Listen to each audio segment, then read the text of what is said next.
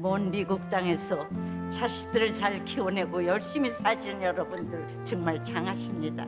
안녕하세요. 전원주입니다. 전쟁도 가난도 겪은 우리 세대는 참 눈물겨운 세월을 살았죠. 아메리칸 드림을 이루기까지 여러분들의 세월이야 어떠셨겠습니까? 건강 관련 프로그램에 출연하면서 요즘 제가 깨달은 건요, 양 한 방을 잘 결합하는 게 최고의 건강 관리라는 겁니다. 클레버 케어, 메디케어 어드밴티지 플랜 아세요? 양방과 한방의 좋은 혜택들을 쏙쏙 뽑아서 제공해주는 똘똘한 플랜이더군요. 우리 한인의 건강 문화도 이해하고 실력 있는 한국 의사와 전문의를 척척 연결해 준다니 얼마나 똘똘합니까? 이제 우리도 똘똘한 클레버 케어 플랜으로 150까지만 사십시다.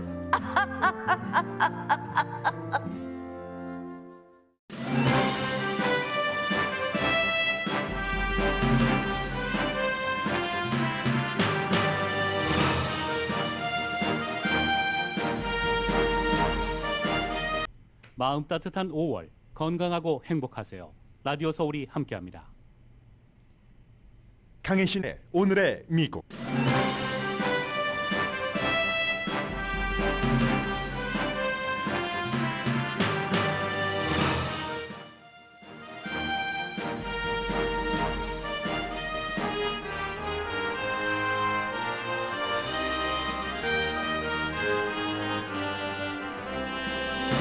북한이 윤석열 대통령 취임식을 앞두고 탄도미사일을 발사했습니다.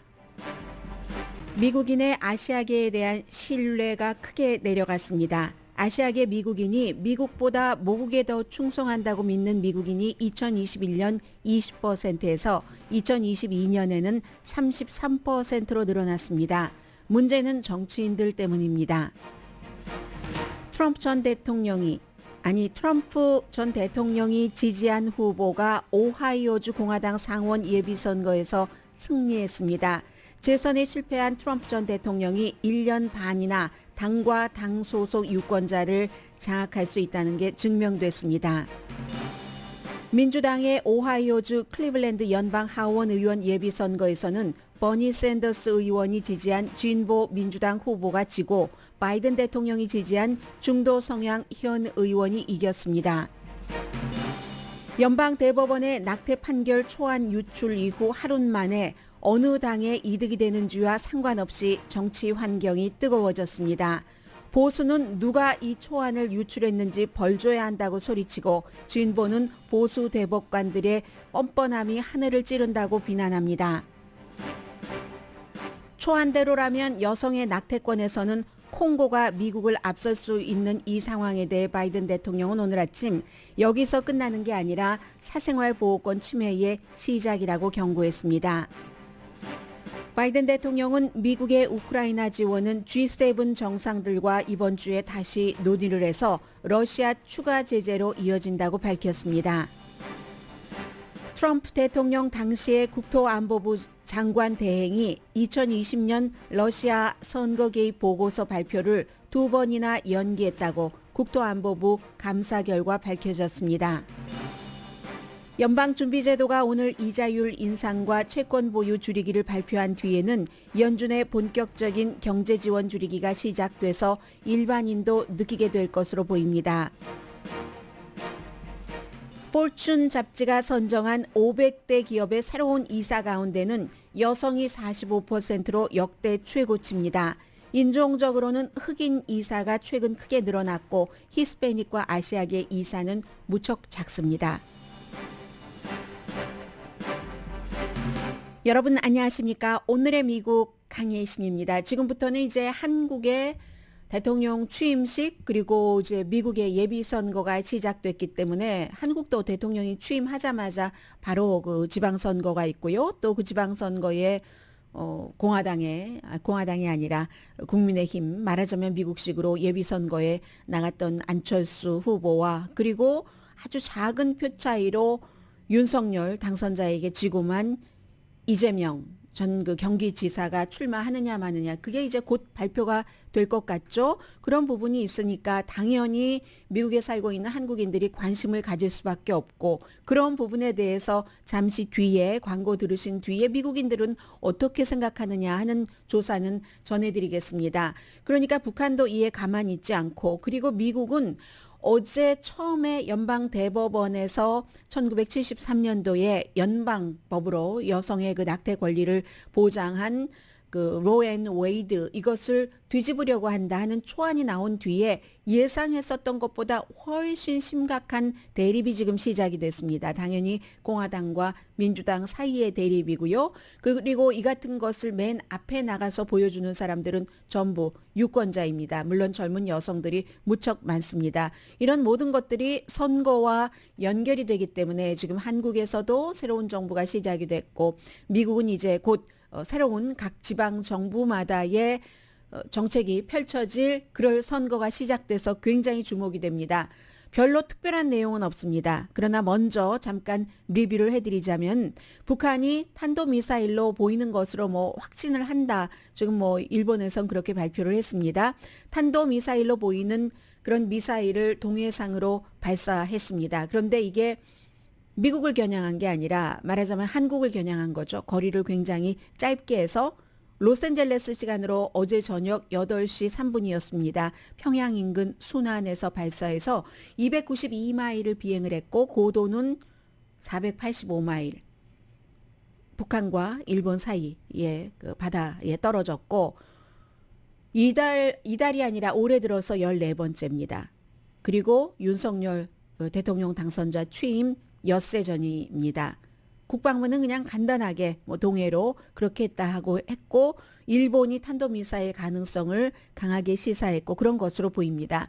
그런데 이 시점이 김정은 위원장이 뭐 지난주 월요일이었었죠. 북한군 창건 90년을 맞은 그 열병식에서 또 군인들, 장군들을 만나고 나서 어느 때보다도 가열차게 핵무기 개발, 핵 능력의 고도화에 대해서 얘기를 했고 그리고 이제 군인들이 했다는 그 말에 대해서 잘했군 잘했어 라고 한 것이 물론 북한의 핵무기 개발은 억지력으로 그 자국 그 보호를 위해서 쓰이는 게 넘버1 목표지만 넘버2 이웃들이 위협을 하면 우리가 선제 공격으로 북한의 핵을 쓸 수도 있다 하는 발표가 나온 지 며칠 만에 이런 일이 있는 겁니다. 그리고 이제 지난주에 그 외교 전문 잡지 Foreign Affairs의 빅터 차 교수와 또 다른 이제 북한 문제 전문가가 길게 쓴 기고문이 있었는데 거기서 이제 가장 눈에 띄는 부분이 무엇이었냐면 지금 북한의 김정은 국무위원장이 푸틴을 보면서 계속 보고 저울질하고 있는데 당연히 여러분들께서 다 알고 계시는 뭐 핵을 포기한 우크라이나가 핵을 가진 러시아에게 어떻게 당하는가 핵무기의 필요성 넘버1, 넘버2 한국과 만약에 싸우게 될 때 북한은요 지금 그 문재인 행정부와 또 그 문재인 대통령을 지지하시는 분들은 북한이 설마 남한을 어떻게 하겠어라는 뭐 철통 같은 믿음을 갖고 있는 게 상당 부분이 있는 것 같지만 그렇게 믿는다 할지라도 북한이 핵을 갖고 있기 때문에 핵을 갖지 않은 한국으로서는 모든 대비를 해야지 된다. 북한이 한국을 남한을 공격할 수 있다는 가능성을 두고 준비를 해야지 되는 게 사실인데 반쪽은 제가 앞서 말씀드린 부분에 강조를 하고 또 다른 반쪽은 뒤에 말씀드린 그런 부분에 강조를 합니다. 그래서 북한이 만약에 한국과 싸운다면은 미국 개입을 막기 위해서 뭐 핵 쓰는 것을 핵을 쓸 수도 있고 유보할 수도 있고 북한이 갖고 있는 핵은 그 효용도가 굉장히 높다는 것을 빅터 차 교수가 포린 어페어스에 지적을 했습니다. 세 번째, 만약에 지금 블라디미르 푸틴도 계속해서 뭐 우크라이나가 됐건 아니면 우크라이나를 지원하는 서방 국가가 됐건 우리가 갖고 있는 핵무기를 쓸 수도 있다고 그 가능성을 얘기를 합니다. 만약에 써서 성공을 했을 때 김정은 위원장이 무엇을 배우겠는가. 그러므로 미국이 아무리 우크라이나 사태가 급하지만 북한 문제도 신경 써서 봐야지 된다. 그리고 지금 뭐 대륙간 탄도미사일이 미국까지 올 수 있느냐 없느냐도 이 빅터 차 교수의 경우는 뭐 전에 국가안보 보좌관도 하고 했잖아요. 이분은 이제 발사대 몇 개만 추가로 더 만들면 충분히 미국으로 오는 것, 미국의 요격 미사일 이런 것을 다 실패시킬 수 있다고 봅니다. 지금 뭐 북한이 한 발사대 10개 정도 갖고 있는 것 같잖아요. 그러니까 전문가들이 그렇게 보고 있는데 그렇기 때문에 미국을 위해서도 한국을 위해서도 굉장히 실용주의로 북한에 대해서 접근해야지 된다고 말합니다. 한국의 자체 그 능력을 향상시켜줘야지 되고 이스라엘의 뭐 아이언돔을 모델로 한 뭐 SM-3 등 뭐 함선 기반 방어 요격 시스템 등을 말합니다.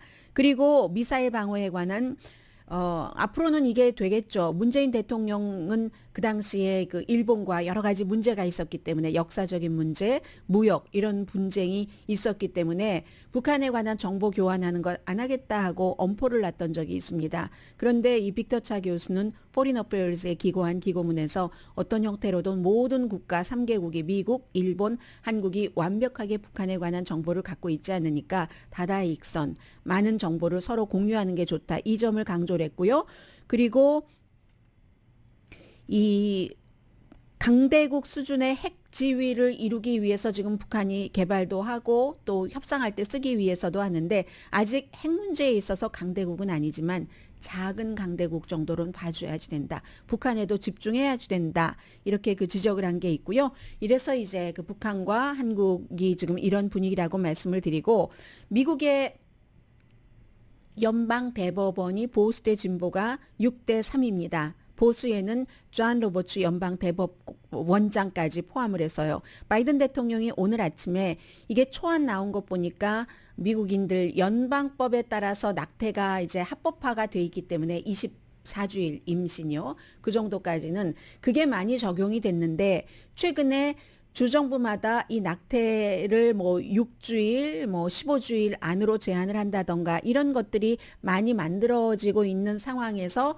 그 15주일 미시시피 케이스를 심의를 한 그 초안이 2월 달에 작성된 겁니다. 그런데 어떤 매체는 67페이지라고 하고 어떤 매체는 90몇 페이지라고 하는데 저는 그 전문 자체를 보지는 못했습니다. 이 초안의 2월 달에 작성된 것에 따르면 이제 그 존 로버츠 연방 대법원장이 보수의 손을 들어주지 않아도 연방법으로는 낙태가 합법이 안 되는 이렇게 된다는 게 초안이잖아요. 2월 달이고 지금이니까 기간이 있어서 마음이 변했을 수 있는 기간상으로는 그렇지만 성향상으로는 변했을 가능성이 없다고 보는 거죠.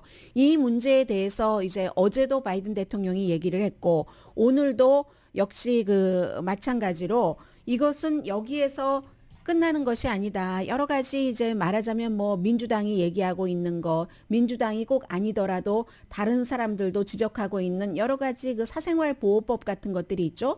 그 사생활 보호법이 그 미국 연방 대법원에 의해서 하나하나씩 없어질 수 있는 그런 가능성을 얘기하는 것이라고 보고 있는 겁니다. 그래서 바이든 대통령의 오늘 얘기를 잠시 들어보시겠습니다.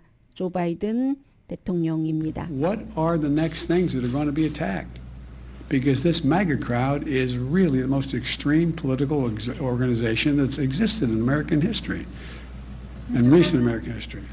네, 그리고 미국에서 연방 대법원이 개인의 이건 사생활에 관한 것이기도 하잖아요. 침대에서 일어나는 일인데 그런 것에 대해서 개인의 권리를 줄인 것, 제약한 것은 이번이 처음입니다. 왜냐하면 뭐 말씀 안 드려도 다 알고 계시는 그대로 세상이 발달하고 뭐 사회가 이렇게 되고 하면서 점점 사생활이 중요해지기 때문에 그런 것이고요. 따라서 이제 피임법이라든가 피임도 뭐 약을 만약에 돈 주고 사려면 그 보험에서 커버하지 않고 그러면 이제 비쌀 것이고 동성결혼 또 결국은 인종 간의 결혼까지도 과거로 돌아간다는 뭐 이런 얘기를 하고 있고요. 굉장히 불안정한 시대가 올 것이다 하는데 지금 이 같은 초안을 보고 기도가 응답했다.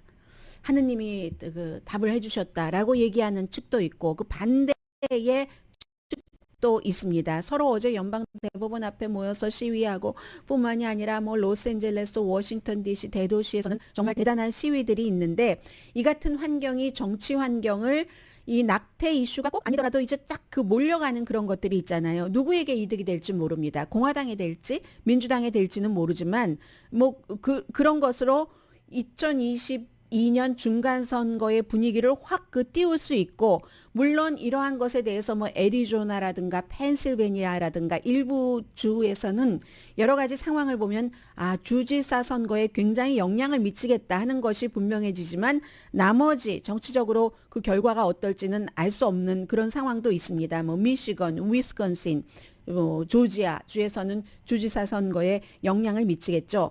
그리고 만약에 현실적으로 1970년대 그 당시 처음으로 이 낙태를 연방에서 그 합헌화한 때와는 다르기 때문에 일반 여성들이 느끼는 것은 좀 다를 수도 있습니다. 왜냐하면 그 당시에는 낙태를 할 때 먹는 무슨 알약 같은 것이 없었는데, 지금은 특히 팬데믹 이후에 지난 12월 달에 미국에서도 이런 것을 승인을 했고, 두 종류 가운데 하나를 식품의약국이 승인을 했고, 유럽이라든가 인도에서는 낙태를 할 때 90%가 이 알약으로 한다고 하잖아요. 유럽에서도 낙태의 3분의 2가 알약으로 되어 있습니다.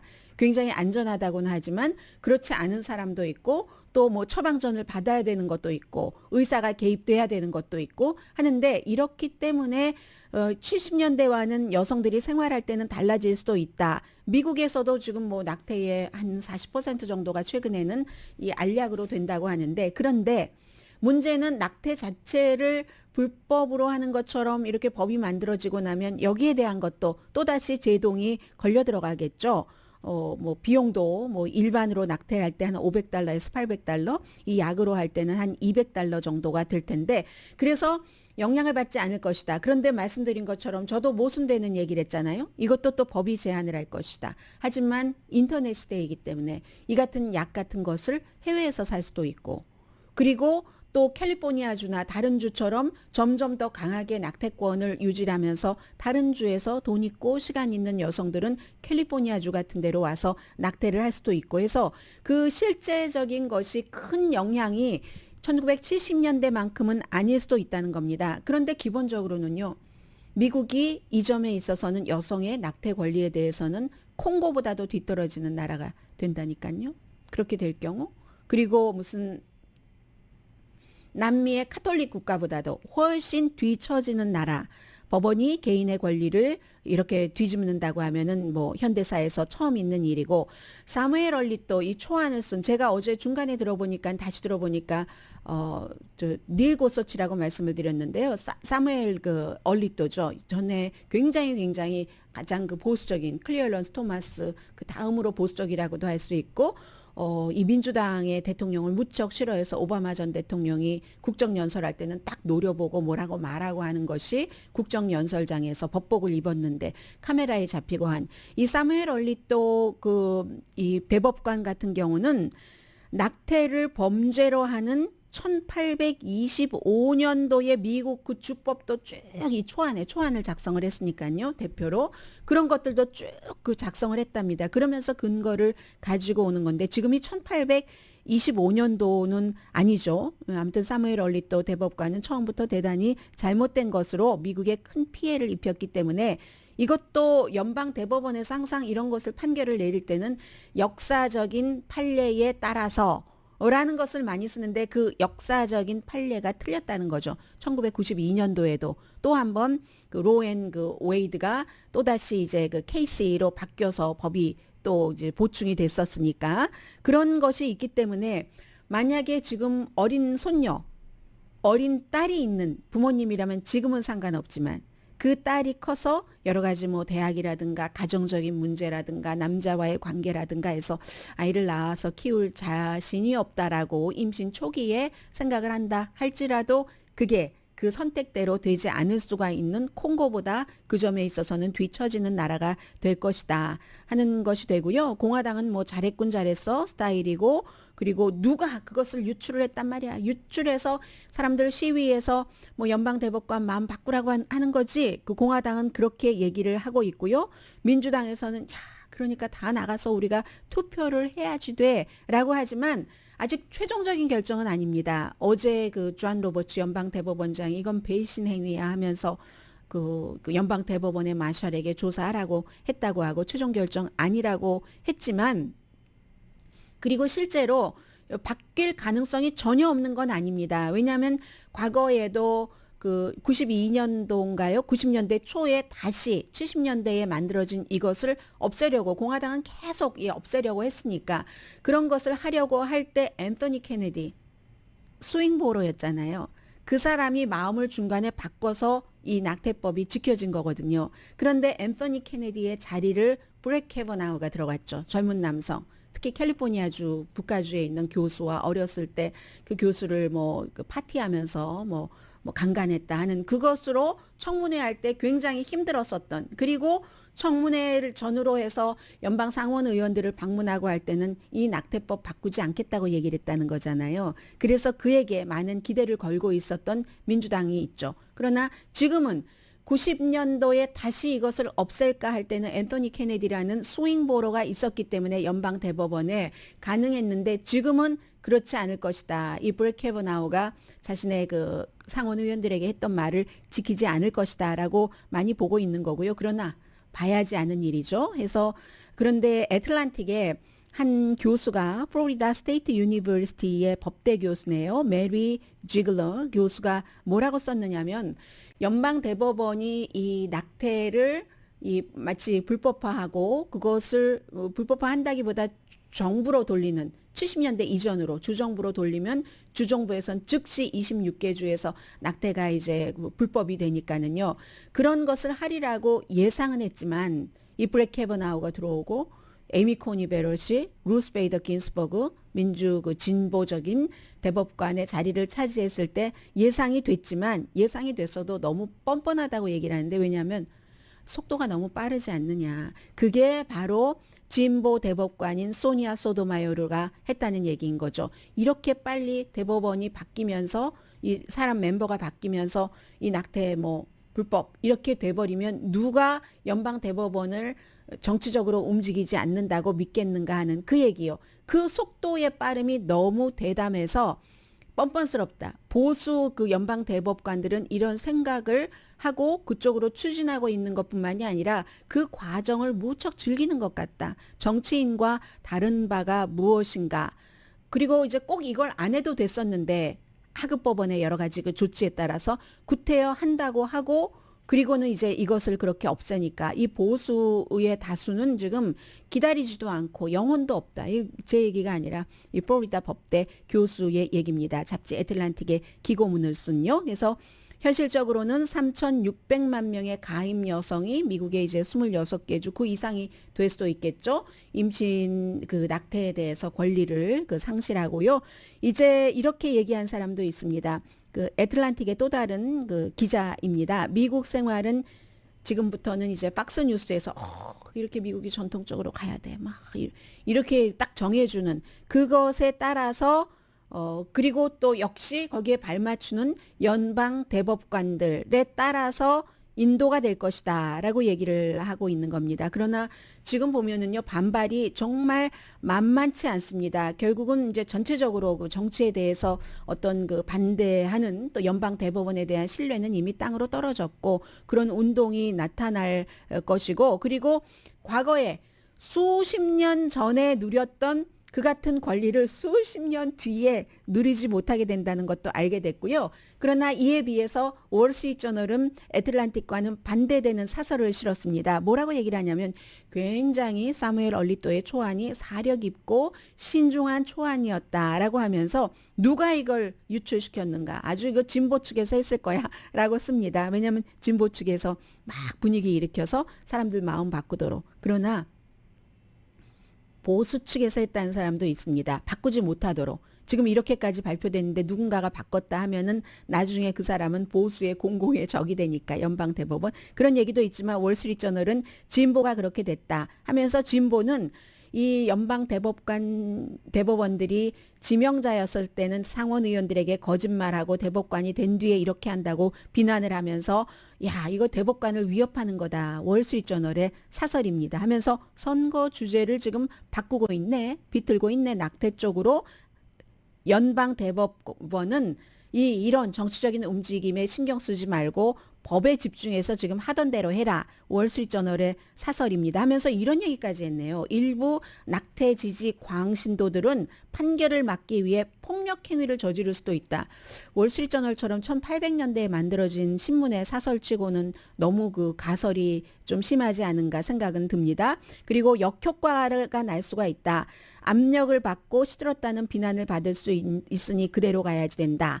뭐 그런데 그러면서도 진보가 유출됐다는 건 앞뒤가 좀 모순되는 말이기는 합니다.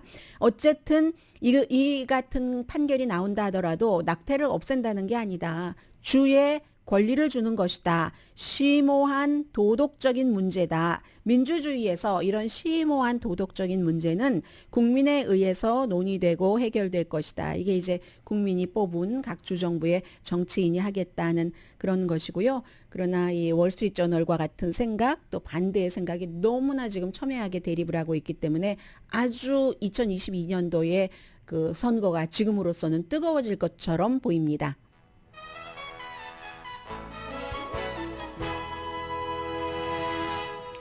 오늘의 미국은 사람을 아름답게 세상을 아름답게 피부과학 셀리온 전문가가 추천하는 이민법 가정법 전문 제인정 종합법률사무소 코지다운 갤럭시 이불은 잠이 솔솔 오게 하는 기능성 거위털 이불 전문회사 코지다운 친절하고 자세한 상담으로 절개를 최소화하는 복강경 수술 전문 장지아 외과 매일 아침 재래식으로 직접 만드는 검정콩 생순두부 수라원 순두부 덜마지 울세라 MRT 특별 패키지로 여러분의 아름다움을 찾아드리는 미러클 레이저 클리닉 차원이 다른 샴푸형 흰머리 염색약 수화연을 핫세일 중인 한국 홈쇼핑 공동펀입니다. 잠시 뒤에는 에이시안 아메리칸에 대한 미국인들의 신뢰가 떨어지고 있다는 내용부터 전해드립니다.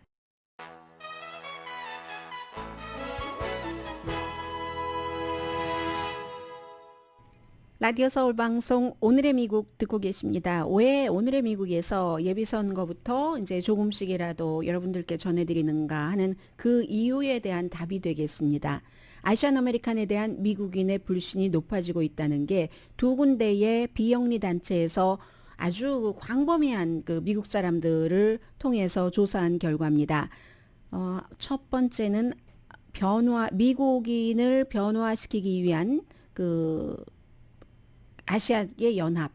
이게 말이 어려워요. Asian American to Unite for Change. 변화를 위한 아시안 아메리칸 연합. 이게 낫겠네요. 그리고 두 번째는 Asian American 재단. 그냥 Asian American Foundation이 뭐 지난해와 올해 5천 몇 명 또 거의 2천 명 정도를 대상으로 조사를 한 겁니다. 그런데 아시안 아메리칸들은 미국보다 그들의 나라에 더 충성한다. 2000년도에 그런 그 비율이 21%였는데 한 해 지나고 나니까 33%로 늘어났습니다. 그리고 코비드에 책임이 있다도 11%에서 21%로 늘어났습니다. 그러니까 이게 결국은 코비드 19이 시작되고 나서 이제 이러한 일들이 있다 하는 거거든요. 그래서 처음에 20% 이게 2021년에서 2022년이군요. 그러니까 지난해 완전히 한 해가 전체적으로 코비드 19이었을 때 그때 사람들이 미국보다 여기서 살고 있으면서 조국에 더 충성해 하는 게 21%였는데 올해는 지금 몇 개월 지났잖아요. 33%로 늘어났고 코비드에 책임이 있다도 지난해에 11%에서 올해 21%로 오히려 늘어났다는 겁니다. 그러니까 이게 폭력 같은 것들이 많이 늘어나잖아요. 예를 들어서 샌프란시스코에서 이제 코비드 19 기간 동안에 아시아계에 대한 그런 폭력이 567%, 뉴욕시에서 361%, 도시니까 이런 곳에서 많이 일어나고 샌프란시스코가 뉴욕시보다는 특히 중국계가 많이 살고 있으니까 그런 거죠. 이것을 바로 이 두 군데의 비영리 아시아계 단체는 정치인들의 농간이다 말하자면 이렇게 표현을 합니다. 코비드와 트럼프를 연결을 시킵니다. 거기서 시작됐다는 거죠. 쿵후 바이러스, 중국 바이러스 하니까 미국 사람들이 그 중국 사람인지 한국 사람인지 일본 사람인지 모르잖아요. 여러분들 뭐 엘살바도르 사람인지 멕시칸인지 브라질리안인지 아르헨티나 사람인지 포르투갈 사람인지 구분하기가 쉽지 않은 것과 마찬가지죠. 해서 다시 한번 얘기를 합니다. 오늘의 미국에서 뭐 지난해부터 말씀을 많이 드렸었는데 1800년도에 중국이 막 정말 철로도 놓고 동쪽에서 물론 아이리쉬가 났죠. 예전에는 아이리시도 이탈리안도 유대인도 다 차별을 많이 받았었잖아요. 그런 사람들은 지금 극복을 했지만 해서 1800년대 중국인 배제법 철로만 놓게 하고는 그냥 딱 쫓아버리고 1940년도에 일본인 수용소 뭐 미국과 일본이 전쟁을 하니까 1980년대 빈센트 춘이라는 베트남계가 숨졌는데 이게 왜 그랬냐면 일본이 미국 자동차 업계보다 많이 승승장구한다고 일본인인 줄 알고 살해해버린 겁니다. 그런 인들 해서 문제가 많이 늘어났는데 아시안들은 지금까지는 이제 미국에서도 뭐 모범생이야. 그리고 뭐 흑인들을 누르면서 아시안처럼 살아봐야지.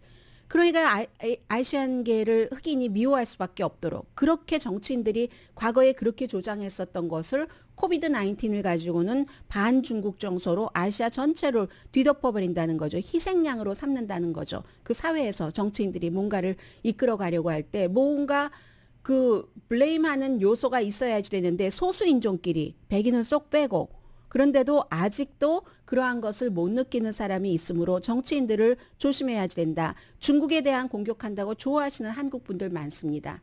중국이 공격받으면요 한국인도 공격받는 겁니다. 직접 영향이 있습니다.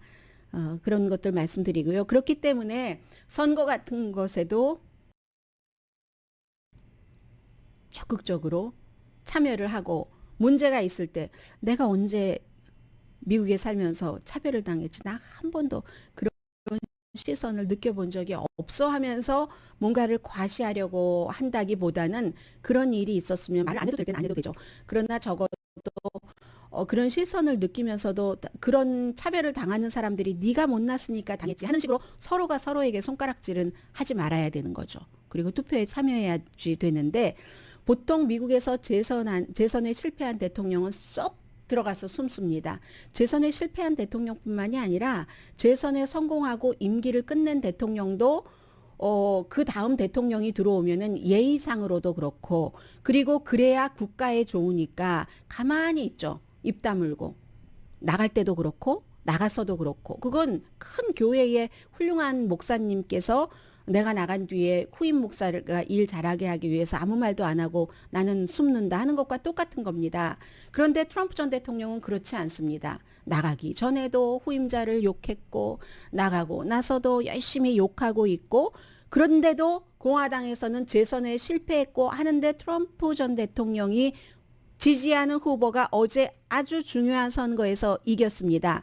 아마 여러분들께서 이번 주에 시간이 있으시다면 그 영화는 보시는 것도 굉장히 그 도움이 될 것 같은데 왜냐하면 러스트벨트의 사람들에 관한 스토리고 오하이오주에서 아주 뭐 3대째 힘들게 사는데 그 가정에서 대학에 들어가는 사람이 나오고 뭐 이런 그런 그 힐빌리 비가 엘러지 이 코 엘러지가 아니라요. 그 히빌리 그 비가 해서 그 넷플릭스에 나오는데 그 책을 써서 이게 이제 영화 드라마로 만들어져서 이제 넷플릭스에서도 볼 수 있는 바로 그 사람을 J.D. 벤스를 트럼프 전 대통령이 불과 몇 주일 전에 지지해 주니까 뭐 재무장관 뭐 전 아주 높은 정치인 다 뒤로 낮아빠졌잖아요. 어제 이 사람이 공화당에서는 공화당의 후보가 됐습니다. J.D. 벤스가 전에 트럼프 대통령 얼마나 욕했는데요. 문화적인 마약이다. 트럼프는 선동가다 하더니 사과하고 이겨야지 되니까 트럼프 전 대통령의 지지를 받았고 그렇게 된 거죠. 그리고 최근에는 이 사람이 바이든 대통령이 오하이오주에 뭐 마약을 퍼붓고 있다. 이런 가짜를 주장을 하는 사람입니다. 공화당의 후보로 됐고요. 그런데 여기서 3분의 2의 공화당 유권자는 이 사람을 지지하진 않았습니다. 32%로 지지를 받았거든요. 이제 그 2위와 3위가 표가 갈렸어요. 그래서 이제 이 사람이 이렇게 된 건데 민주당의 팀 라이언 하원 의원과 붙습니다. 팀 라이언 하원 의원은 어제 제가 밤에 보니까 70% 이상의 지지로 됐는데 어떻게 될지 누가 이길지 모르는데 여기가 바로 상원 의원이 은퇴하는 공화당 상원 의원 그 라포트만 상원 의원의 자리를 두고 이렇게 민주공화가 싸우는데 한쪽에선 트럼프 전 대통령이 지지하는 사람이 이겨서 중요한 겁니다. 이 라포트만 같은 경우는요. 전형적인 공화당 정치인입니다. 아버지 부시 때도 정치인이었고 아들 부시 때도 정치인이었는데 그런데 지금은 뭐 현 대통령이 뭐 마약을 뿌린다고 거짓말을 일삼는 그런 그 작가 출신이 트럼프 전 대통령의 지지를 받아서 민주당 후보와 싸우게 되는 거고요. 그래서 오하이오주에서 살고 계신 분들은 선거에 관심, 뭐 여러분들 그 뜻대로 지켜주시기 바라고, 오하이오주가 사실은 64년부터 2016년까지는 여기서 이겨야지 대통령이 나왔습니다. 그런데 존 케이크식 같은 오하이오 주지사 아주 중도적인 사람이잖아요. 그러니까 안 됐죠. 바람이 최근에 오하이오가 이렇게 좀 빨간 쪽으로 가더니 그렇게 돼버린 겁니다. 그리고 이제 그 인디아나주의 경우는 대도시가 적기 때문에 뭐 남북 전쟁 이후에 계속 그 뭐 공화당이었는데 어제 12명 이상의 현직 의원이 굉장히 공화당의 경우에 더 극우적인 그런 후보의 도전을 받았는데 한 명만 졌습니다. 현직 공화당 의원 가운데서는 한 명이 졌는데 그 한 명 그 자리를 누가 이겼는가? 이게 이제 또 중요한 것이고 공군 베테랑 제니퍼 루스 그린 다른 후보를 트럼프를 지지하지 않는다 하고 비난을 했습니다. 그래서 당선된 사람이고 뭐 민주당과 아무튼 그런 뭐 원래 인디아나주가 공화당 주니까 큰 그 위험은 없을 것 같고요. 하나 민주당으로서는 민주당의 진보는 민주당이 너무 진보적이다 해서 그 엘리자베스 워렌과 또 버니 샌더스가 될 수 없었던 거죠. 그래 이번에도 마찬가지로 물론 알렉산드리아 오카시오 코르테스 등등의 사람들이 진보 중에 진보로 활약을 하고 있긴 합니다만 어제 같은 오하이오주의 클리블랜드에서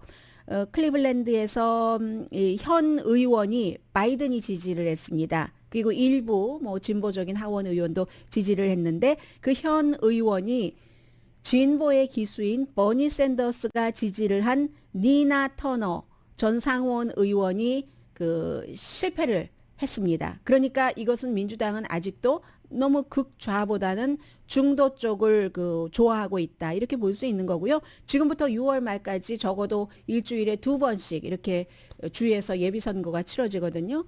캘리포니아주는 6월 7일에 예비선거가 치러지게 됩니다. 그래서 여러분들 이런 모든 점들에 신경을 쓰셔야지 에이시안들이 미국인들에게 저 사람들 미국 사람들 맞아. 투표도 안 하면서 무슨 미국 사람이야? 미국 그렇게 얘기한다는 거죠. 잠시 뒤에 경제 뉴스 전합니다.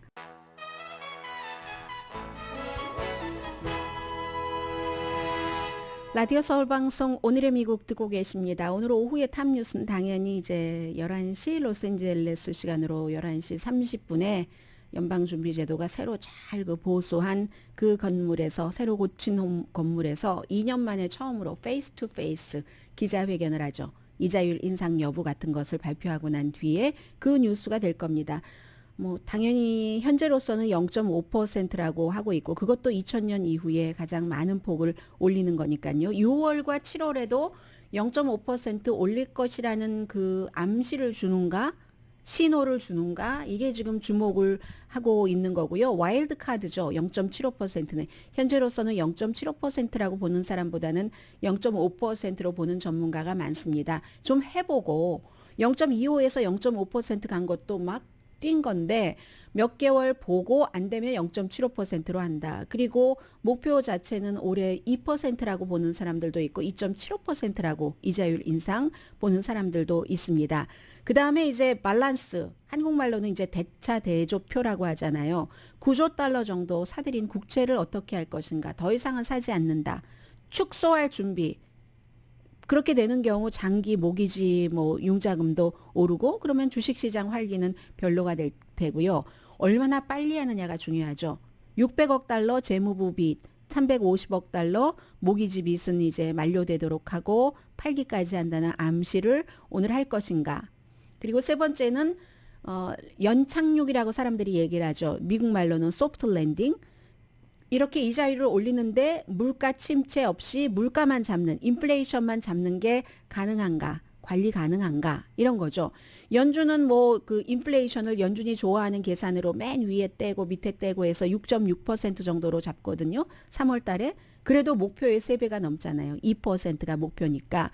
공급망으로 뭐 자동차 값, 뭐 가구, 소파 값 같은 건 좀 싸질 것 기대하고, 그러나 임금, 렌트비, 식당에서 음식 먹는 것은 올라갈 것으로 예상을 합니다. 해서 2% 목표를 이루려면 몇 년 걸려야지 되는 게 아닌가, 이자율, 그런 얘기들 하고 있고요.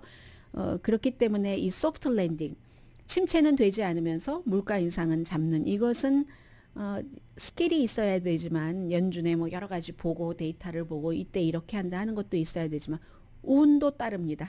모든 것에 다 중요한 것에는. 그럼 일반 사람들은 어떤 느낌을 갖게 될 것인가? 경제 전반에 연준의 움직임이 느껴지려면 좀 시간이 걸리긴 하죠, 보통. 그러나 이미 일부 분야에서는 보였습니다. 모기지값 올라서 주택시장, 아무튼 think twice 하시는 분들 계시고요. 주식시장이 흔들리고 있는데 값싸게 막 들어오는 돈, 뭐 경기부양책도 없고 하니까 비즈니스를 확장하려니까 용자금이 비싸서 그것도 좀 주춤하게 되고, 주택 자동차는 워낙에 비싼 물건이니까 그냥 이번에 조금 1, 2년 더 써볼까? 몸만 갈고 하는 것. 일자리, 이게 중요합니다. 연방준비제도는 노동력 부족을 억제하는 것, 그것도 아주 지속적으로 하니까 어떻게 확 올렸다가 갑자기 또 확 내려가고 이런 것 말고요. 좀 노동시장을 안정적으로 하는 것을 중요하게 생각을 하니까 뭐 이러한 여러 가지가 인플레이션, 이자율 올리는 것으로 문제를 피하는 데 도움은 되겠지만, 완료할 수 있는가? 소프트 랜딩을, 연착륙을. 그건 아직 아무도 모르죠. 안다고 하는 사람들 다 예상일 뿐입니다. 그리고 이것은 경제 잡지 포춘이 발표를 한 건데요. 미국에 현재 새로 이사가 선임되면 2021년입니다. 지난해에 여자가 새로 선임됐을 때 여자가 45%였습니다. 이게 2009년도에는 18%였거든요. 2011년도에 껑충 뛰네요. 그래프가. 봤더니 39% 정도 되는데 2017년이 미투 무브먼트가 막 한창일 때잖아요. 울어야 엄마 젖을 얻어먹을 수 있다고, 그렇게 되는 것일 수 있고 해서 조지 플로이드 그 사건 이후에 사람들이 블랙 라이브스 매터 시위하고, 기업의 이사회가 다양한 여성들도 많이 해야 되겠다. 그리고 여기 조지 플로이드가 들어가면서 흑인 이사도 굉장히 많이 늘어났습니다. 해서 이 새 이사 가운데 2009년도에 흑인 이사가 5%였거든요. 그런데 2019년도에 10%로 2배가 늘어났고, 그리고 2020년도 이때 이제 조지 플로이드 블랙 라이브스 매터 있었잖아요. 28%로 증가했습니다. 그에 비해서 다음 단계인 히스패닉과 아시아계는 여전히 히스패닉계 6%, 아시아계 9%, 그나마 아시아계는 전체적으로 인구가 한 7%니까 인구보다는 좀 많은 편이네요. 여기가 이제 고쳐나가야 될 부분이고, 회사에 이사하면 주로 뭐 CEO를 해봤다든가 아니면 뭐 CFO, 돈을 다룬 그런 경험이 있는 사람이 많은데, 그렇게 될 경우 거의 메일, 화이트 메일, 백인 남자가 많죠. 어느 분야나 마찬가지로. 그래도 이렇게 미투 무브먼트도 있고 블랙 라이브스 매터도 있으니까 여러분들의 손녀가, 여러분들의 자녀, 따님이 회사에서 아주 높은 직책까지 올라갈 수 있게 되는데 큰 도움이 되는 게 사실입니다.